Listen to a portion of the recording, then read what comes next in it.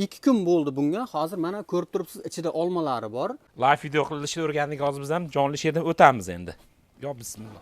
Ko'proq yurtimizga bananlar Ekvadordan keladi. Ekvadordan ko'k holatda keladi. Mana bunaqa ko'k holatlarda keladi. Ko'k holatda kelgandan keyin bu yerda pishiriladi. O'shanda gazi bor yoki boshqa mevalar qo'yiladi. Hozir bu haqida Sherzodbek bilan ham ma'lumot beramiz. Tabiiy holatga yetib kelmaydi. Shuni hisobiga bozorda yeydigan bananimiz bilan bu bananda ancha farqi bor. Haqiqatan shirin ekan, qadrli do'stlar. Ko'p joylarda O'zbekistonga keladigan bananlarimiz gazda pishiriladi, ko'k holatda keladi. Chunki buni pishgan holatda Ekvadorda yoki boshqa davlatlarda yetib kelishi qiyin masala. Siz hozir bu yerda bizga pishirish jarayonini ham ko'rsatib bersangiz. Qanaqa qilib pishirib olasiz bunaqa rangni sarg'aytirib kirganiga nariyoqlarda ko'rdim. O'shalarda bir muxlislarimizga ham qiziqda, o'zimizda mana organika deb aytib o'tdik.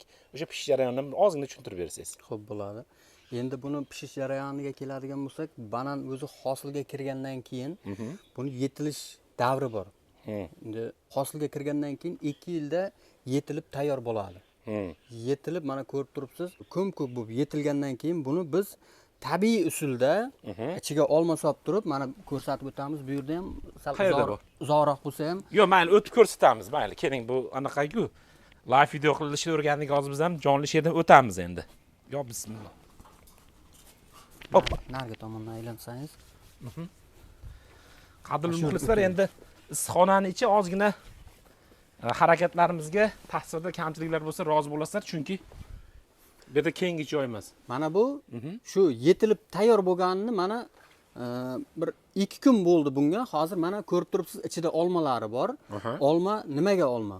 Olmaning tarkibida shunday bir hidida shunday bir tabiiy gaz borki, buni yetilgan bananni sarg'aytirib tabiiy pishiradigan shunday bir gazi bor. Shu bananni 4 kun 5 kunda mana shu holatda sap-sariq qilib pishiradi. Xo'p, bu mana salafa o'ragansiz, ichiga olma qo'ygansiz. Nechta olma bor hozir ichida? Bunda 2 ta, 3 ta, 4 tagacha solaman. Yetadi. Xo'p, bu ko'k holatdan sariq holatga o'tguncha olma qo'ygandan keyin mana salafanlanganingizdan keyin necha kunda pishadi? Pishib bunaqa sariq holatga o'tadi. Endi faslga qarab, yoz kunlari bo'lsa 3 kun 4 kunda mana shunday tabiiy sap-sariq pishadi.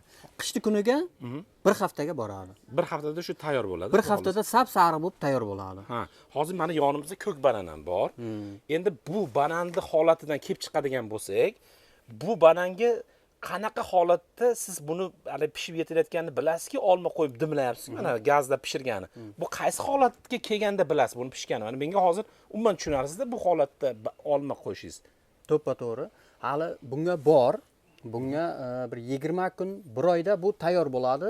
Keling sizga mana yetilganini ko'rsatayin. Bo'ldi, yetilganini ko'raylik.